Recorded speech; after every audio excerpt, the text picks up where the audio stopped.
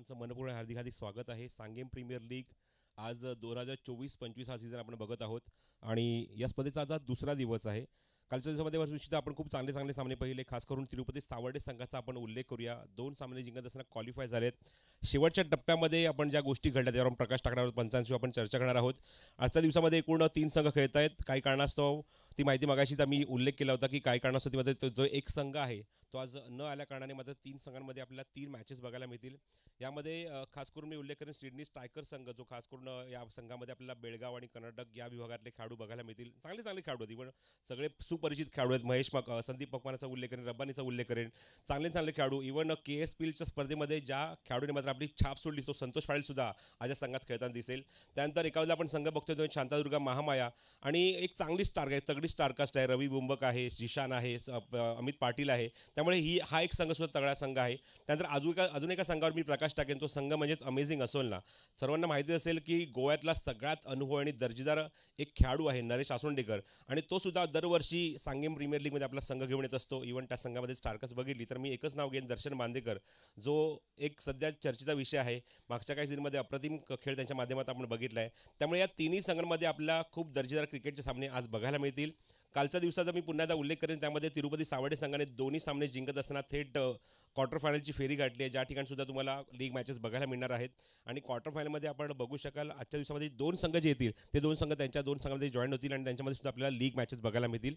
कालच्या जो दुसरा संघ जो क्वालिफाय झाला यावर चर्चा करण्यासाठी मी आता माझ्यासोबत आमचे जे ऑफिशियल पंच आहेत तारकर्ली मालवणचे बंटी केरकर यांना विनंती करतो की आपण माझ्यासोबत जॉईंट व्हा, कारण काल क्रुशियल मुवमेंटला काही डिसिजन घ्यावे लागले कमिटीला.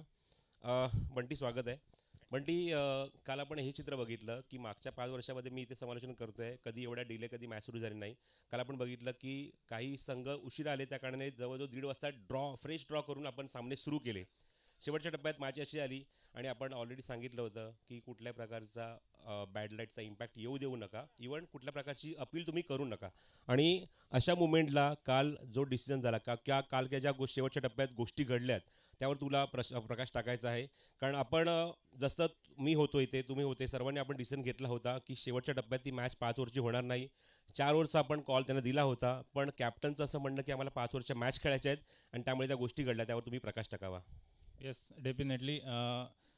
अशा सिच्युएशनमध्ये टॉसच्या अगोदर काय ॲग्रीमेंट झालं आहे ते महत्त्वाचं ठरतं. ज्यावेळी टॉस झाला, अविनाश बांगळ सरांनी टॉस केला होता, त्यावेळी त्यांनी विचारलं होतं ते दोन्ही टीमना की 6:12ला स्टार्ट झाला होता, प्ले झाला होता.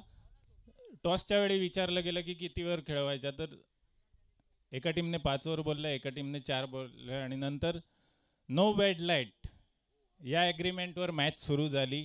5 ओव्हरचा मॅच होता. पहिली इनिंग व्यवस्थित झाली, लाईट चांगला होता. सेकंड इनिंगला थोडा लाईट कमी झाला होता, पण आपलं ॲग्रीमेंट काय होतं, नो बॅड लाईट. आणि त्यानंतर बॉल साईट व्हायला प्रॉब्लेम व्हायला लागला बॅटरला, तरीसुद्धा नो बॅड लाईट असल्यामुळे तो मॅच चालूच ठेवावा लागला. आणि शेवटी 8 बॉल 19 रन असताना बॅटिंग टीमने वॉकआउट केलं आणि फिल्डिंग टीम ग्राउंडवरच होती.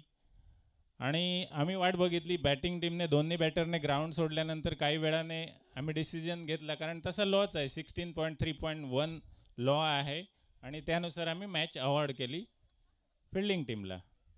कारण नो बॅड लाईट हे ॲग्रीमेंट होतं आणि दोन्ही टीम ते ॲग्री होते ते ॲग्रीमेंटला टॉसच्या वेळी, आणि तेच महत्त्वाचं होतं आपल्यासाठी.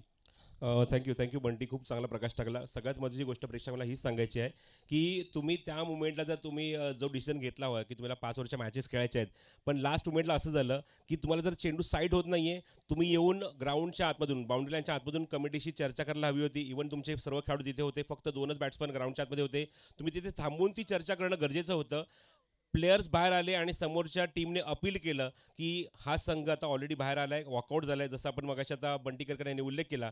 त्यामुळे काय झालं की कालच्या दिवसामध्ये साई जय बोडगेश्वर या संघाला मात्र आपण पुढे चाल दिलेली आहे. 2 सामने जिंकत असताना ते सुद्धा क्वालिफाय झाले. त्यामुळे 2 संघ कालच्या दिवसामध्ये आपल्याला बघायला मिळाले, तिरुपती सावर्डे आणि साई जय बोडगेश्वर हे संघ 2 क्वालिफाय झाले पहिल्या दिवसामध्ये. आणि आज 3 संघांमध्ये आपल्याला 2 संघांमध्ये 3 संघांमध्ये आपल्याला 3 मॅचेस बघायला मिळतील. त्यानंतर 2 संघ क्वालिफाय होतील आणि उद्या ते क्वार्टर लीगमध्ये खेळतील. Thank you so much. इथपर्यंत माहिती होती. थोड्याच वेळात आपण टॉस करणार आहोत आणि टॉस असेल तो 2 संघांमध्ये आणि दोन्ही संघाचे संघनायक आपण सुद्धा जॉईन करायचे या आमच्यासोबत कॉमेंट्री बॉक्सच्या समोर. मी विनंती करतो या टॉस आपण लगेचच कंप्लीट करत आहोत. शांतादुर्गा महामाया आणि सिडनी स्ट्रायकर